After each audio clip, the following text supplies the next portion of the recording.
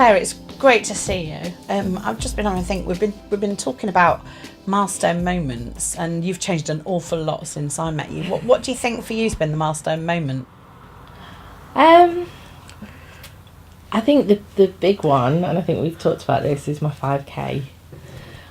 From going in August to I can't run, I can't do it, to then finally getting that 5K distance down. That was like, I think I did a little vlog and I couldn't really talk, so I couldn't breathe, but it was just, yeah, that was it really for me, because it proved to me that even though I have a condition which is hard to work with, I was able to do something with it, even though it took time, and I built on it step by step. So that's my...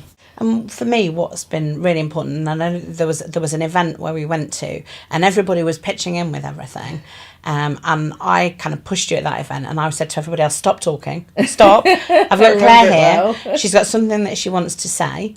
And you were brilliant, and you gave loads of fantastic ideas in that event, and I think people took that on board and on. And by doing things like that, does it make you believe in yourself a little bit more? I'm doing things now that I never ever thought I would do. I'm talking in front of people, I'm being asked to talk and give presentations, and I'm doing things that I never ever thought I could. I mean, I've had an anxiety condition since I was 15. There's your vlogs. I've absolutely loved what you've been doing on your little YouTube posts and putting yourself out there. It must be really difficult. How do you think that you've changed since we've started the programme? I've stopped worrying about what people think I'm doing, which is a strange one, because I do spend a lot of time going, oh, what does this person think and what does that person think? It's not that I don't care about people, it's that I stop thinking to the minutiae of what if I do this, does this go wrong? I start to think more broadly in terms of doing things that I want to do, and also not letting worry stop me.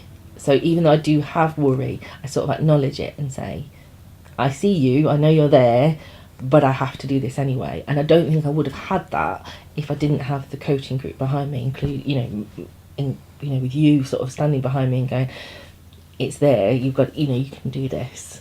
Because I think if it was just me left to my own devices, I would talk myself out of it. And what sort of experience have you had then? So going into groups where you maybe didn't know anybody, or picking things up for the first time, how have you found that? Because it's a terrifying experience.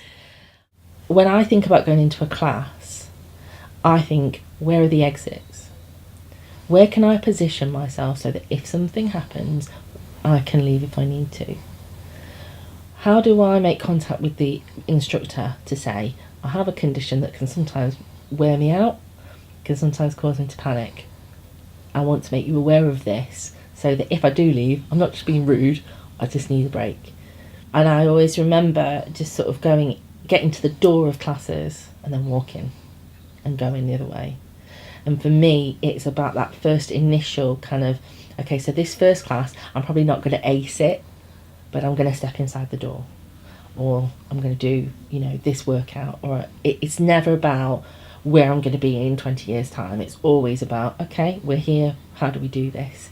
Because the moment you start projecting into the future, your anxiety will just go haywire. So Claire, what would you say to other women who are maybe a little bit further behind you on this journey, maybe where you started? Don't focus on what you can't do. Focus on what your next step is. So instead of thinking there's this whole big picture that I have to work through and I'm never going to do it because it's too big and it's too impossible, just think, what's the next step on that journey? What's the chunk? Where does it sit in my journey? Once you've done that, then move on to the next step and the next step. Because essentially, when you start building, you build your foundations. And that's what I had to do when I started walking, just to the post box and back, because then I was able to widen that goal and do a little bit more each day.